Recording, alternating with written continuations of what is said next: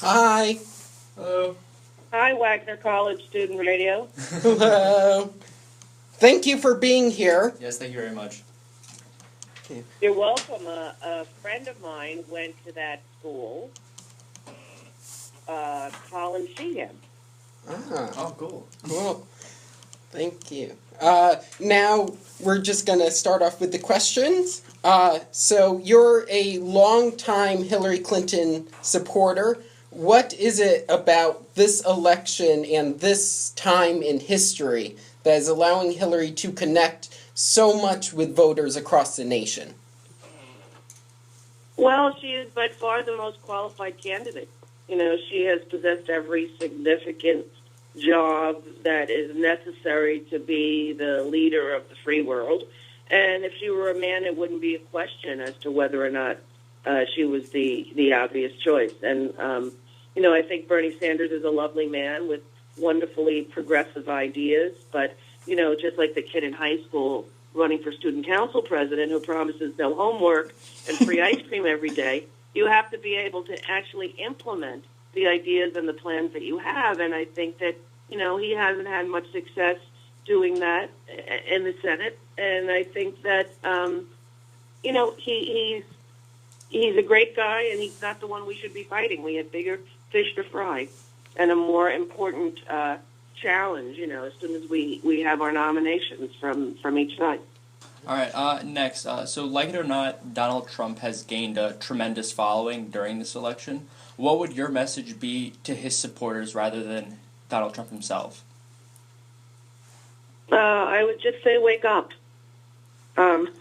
Wake up, open your eyes, and take a look, you know.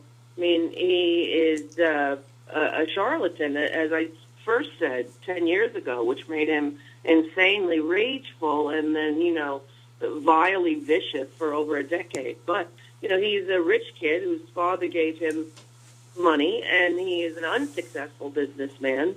He didn't write any of the books he says that he wrote. He had ghostwriters, and, you know, he is a charlatan as bad as the snake oil salesman that you used to see on Little House on the Prairie. And I don't know why America feels so, you know, emboldened to stand beside a guy whose rhetoric is bordering on Nazism. So, I mean, I don't know. He's a danger, and he's a fraud. And I think that everyone is waking up to see his true colors. Again, so next, for many of our listeners, this will be our first or second presidential election. What would be your message to the millennial vote in this election? You know, I would say to do your research and to, you know, understand that, as they say in Hamilton, you know, if you got skin in the game, you stay in the game, but you don't get a win unless you play in the game. And, you know, Hillary Clinton knows how this game is played, and she's been around all of the people who run Washington and who do what we all need in order to thrive as a democracy. And you know, to think that Bernie Sanders is an outsider is an illusion. He's part of that same system, only he hasn't been as successful working within it as she has, right? So I want someone in there who knows how to kind of move through the madness and the maze of Washington, D.C., and get work done. And, you know, millennials, I would say this, get involved. It's never been more important than it is now. And democracy itself is at risk at this moment. And we are like an oligarchy. Corporations are running everything. And it's time for each citizen to use their voice and to stand up and say, you know, I know what this country was founded on. I know what the ideals are that we stand for and what democracy means to me and to the world. And I want my name and my vote to have an effect. And if you're not in it, you can't win it. Right. Now, since you brought up Hamilton, which is a fantastic show, what do you think Alexander Hamilton would make of this election? Well, I think he'd be horrifically disappointed in what has become of this, you know, this system of checks and balances, and the fact that the fourth estate, you know, the media, which is now corporately owned, doesn't have the ability to be the taskmaster to hold people's feet to the fire, the three branches of government. We need the media to keep people informed and keep people presently understanding what exactly is going on. So what I think Alexander Hamilton would be stunned and shocked, and that he would convince people to vote in their own best interest, as he always did.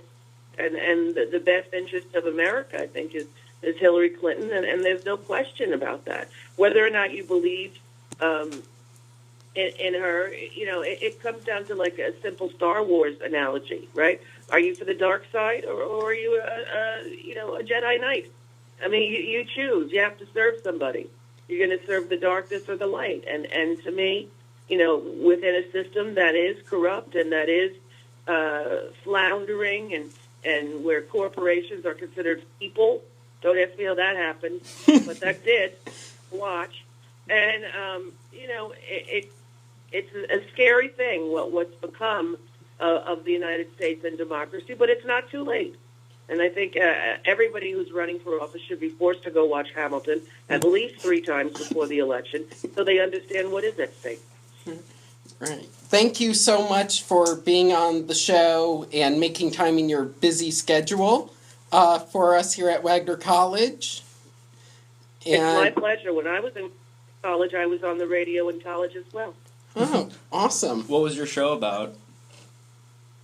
Really, it was just music. I was playing a lot of, music and trying to be a first-time DJ, but it was still a fun thing to do.